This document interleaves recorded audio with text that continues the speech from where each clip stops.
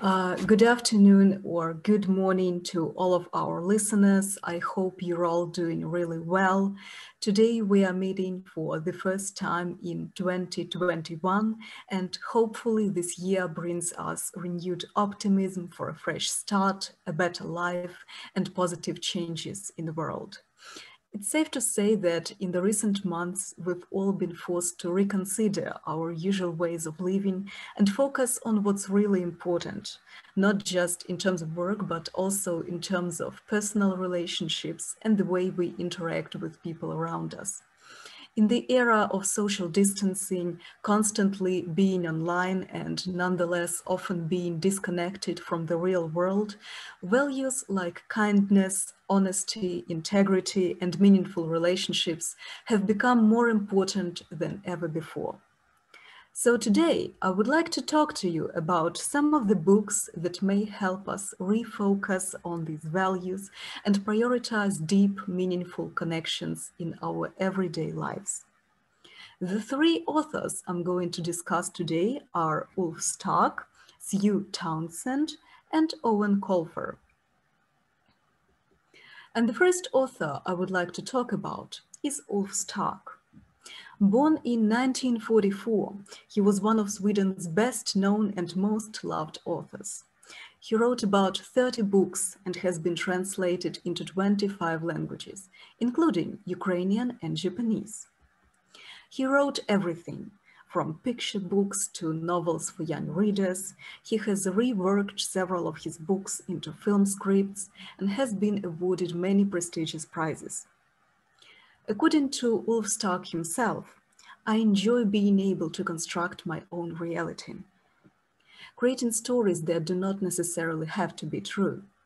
Words are similar to Legos, like building blocks, which you can use to construct your own world. The book, Can You Whistle, Johanna, became a resounding success among children and adults all around the world. It tells the story of two boys, Bera and Ulf, who are looking for friendship and understanding across generations. While one of the boys has a grandfather who would always offer him coffee, cake, or take him fishing, the other boy doesn't. So Ulf has a brilliant idea. He'll take his friend to a retirement home where they will find him a new grandfather. And so they do. Bera brings a bright orange flower to his new grandfather, Nils, as a gesture of friendship and goodwill. The two boys help their new friend with the most mundane tasks. They help him shave, carry his bags when they are heavy. They take him to a picnic on his birthday. And the grandfather in question doesn't seem to mind because he's been extremely lonely since his wife passed away. He's got a framed picture of her and he'll often whistle a song called Can You Whistle, Johanna? Not in the least because his wife's name was Johanna. The song itself dates back to 1932 with music written by Sten Axelsson and lyrics by Åke Söderblom, and serves as a symbol of a much simpler, more joyful time when two young people who were in love could enjoy music, nature, happiness, and time spent with each other. Hence the refrain, can you whistle, Johanna? Can you sing, Johanna? Do you like eating peaches, Johanna? And so on and so forth. However, at the end of the song, Johanna goes silent. Not as much as a whisper passes her lips. And this is also symbolic in that Nils's wife passed away and he misses her. That's why a little boy finding him and claiming him as his grandfather inevitably warms the old man's heart. The themes of loneliness and the search for genuine human connection are very prominent in Ulf Stark's work. It is all the more symbolic when the old man makes a kite out of his scarf, out of Johanna's scarf and his own tie, and gifts it to the boys as a way of sharing the love and warmth that fills his heart even after all these years. Professor Lena Koreland of Uppsala University in Sweden suggests that in Swedish picture books, the underlying mysteries of life and the seriousness of existence are often to be found side by side with the trivialities of everyday life. In Can You Whistle, Johanna?, insightful illustrations interact with the text to tell a universal story that evokes laughter, outrage, happiness, and sadness of everyday life. Humor, a strategy typically used by picture book creators as a way to introduce difficult topics to young readers, also becomes a means to distance the reader and develop empathy. The book was illustrated by Anna Höglund, one of Sweden's top illustrators, who was able to capture the light-hearted, witty, and thought-provoking spirit of Ulf Stark's books and depict them with the same kind-natured humor and irony that the author intended. The next author I would like to talk about is Sue Townsend. She was one of Britain's most popular and most loved writers, with over 10 million copies of her books sold in the UK alone. Born in Leicester in 1946, Sue left school at 15 years of age.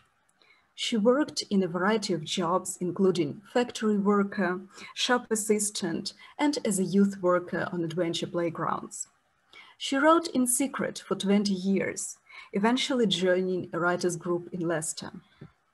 At the age of 35, she won the Thames Television Playwright Award for her first play, and so began her writing career. However, she became most famous for her series of books about Adrian Mole, which she originally began writing in 1975. The first of these, The Secret Diary of Adrian Mole, aged 13 3/4, was published in 1982 and was followed by The Growing Pains of Adrian Mole. These two books made her the best-selling novelist of the 80s. I guess it's safe to say that The Secret Diary of Adrian Mole has already become a modern classic. The main character is an ordinary English boy, 13 years of age, or to be more exact, 13 3/4, writing candidly about his parents' marital troubles, the dog, his life as a tortured poet and misunderstood intellectual in Leicester. Adrian's painfully honest diary is still hilarious and compelling, even 30 years after it was written. These are my New Year's resolutions. I will help the blind across the road. I will hang my trousers up. I will put the sleeves back on my records. I will not start smoking. I will stop squeezing my spots. I will be kind to the dog. I will help the poor and ignorant. And after hearing the disgusting noises from downstairs last night, I have also vowed never to drink alcohol. I read a bit of Pride and Prejudice, but it was very old-fashioned. I think Jane Austen should write something a bit more modern. I lent Pandora my blue felted pen to cull around the British Isles. I think she appreciates these small attentions. I wish my parents would be a bit more thoughtful. I've been through an emotional time and I need my sleep. Still, I don't expect them to understand what it's like being in love. They have been married for 14.5 years. Adrian Mole is extremely relatable in that he has a lot of the same problems and thoughts compared to his peers. The scabs and spots on his face are constantly giving him grief. The family dog is always goofing around. His first love is going out with his best friend. And to top it off, his parents are splitting up. The book itself is written as a diary, which presents a fairly accurate glimpse into Adrian's mind, with the books he reads, the people in his life, and the daily experiences which help him understand himself better. Anyway, I think I'm turning into an intellectual. It must be all the worry. It all adds up. A bad home, poor diet, not liking punk. I think I will join the library and see what happens. Started reading Animal Farm by George Orwell. I think I might like to be a vet when I grow up. So that was Sue Townsend, and the last author I would like to talk about today is the Irish children's book writer Owen Colfer. He was born in Wexford on the southeast coast of Ireland in 1965, and he first developed an interest in writing in primary school, with gripping Viking stories inspired by the history he was learning in school at the time. After leaving school, he got his degree from Dublin University and qualified as a primary school teacher, returning to work in Wexford. Colfer and his wife spent about 4 years in the 90s working in Saudi Arabia, Ireland, Tunisia, and Italy. When in 2001, the first Artemis Fowl book was published, Colfer was able to resign from teaching and concentrate fully on writing. Since then, Artemis Fowl has sold in excess of 25 million copies and has been translated into 40 languages. As of right now, there are 8 books in the series. In an interview, Owen Colfer said, "There are a lot of adults reading them. And I think it's because I really write them for the little boy in me that I still have, who still lives in there. And I think a lot of grown-ups have that little kid inside them who needs to be let out every now and then." Artemis Fowl is an Irish teenager, and he's a criminal mastermind, or at least he used to be. At just 12 years old, he's a little genius, plotting to restore his family's fortune with a spot of corruption and kidnapping. His family is kind of a criminal dynasty, but they are going out of business. And it doesn't really help that Artemis's father has disappeared under mysterious circumstances.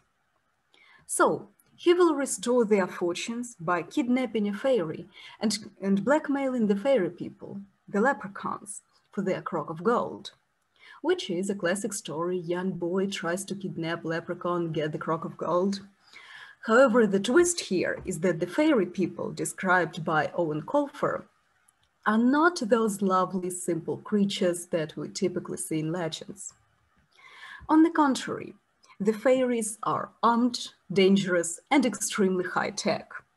Fowl kidnaps one of the fairies, Holy Short, and holds her for ransom in an effort to restore his family's fortune and fulfill his elaborate scheme.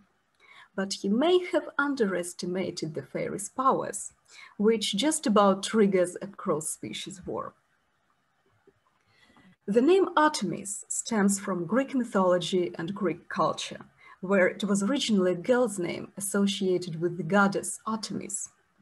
She was revered as Lady of the Wild Things, deep forests, animals, and wild hunt. The daughter of Zeus and Leto and the twin sister of Apollo, Artemis was known as a patron of girls and young women. Just like the Greek goddess, Artemis Fowl demonstrates a great deal of courage and intelligence. He's smart, cunning, manipulative at times. He's often very ambitious and not always in a good way. The theme of greed is quite prominent in this book, in that Artemis's main goal is to acquire the crock of gold held by the fairy people. However, in pursuing that goal, he might become not just the hunter, but also the prey. Despite his plan to swindle the fairy people, Artemis is not 100% callous and cruel. With the sudden disappearance of his father and his mother's health steadily declining, the boy wants to get his family back to normal. There's also a bit of an ecological message in these books. For instance, when Holy Short is traveling over the earth, she can see the nature suffering from humanity's actions. Polluted oceans, sick dolphins, smoke everywhere, and so on and so forth. I guess I should also mention that 2021 marks the 20th anniversary of Artemis Fowl. These books have won a slew of awards. All of them have hit the New York Times bestseller list, and they've been translated into dozens of languages. I have to say that the Artemis Fowl series is one of my personal favorites, and I highly recommend it to anyone wishing to dive deep into a world full of mind-boggling adventures and snarky Irish humor. So thank you so much for listening. I hope you enjoyed my presentation. And if you have any questions, I'd be happy to answer them.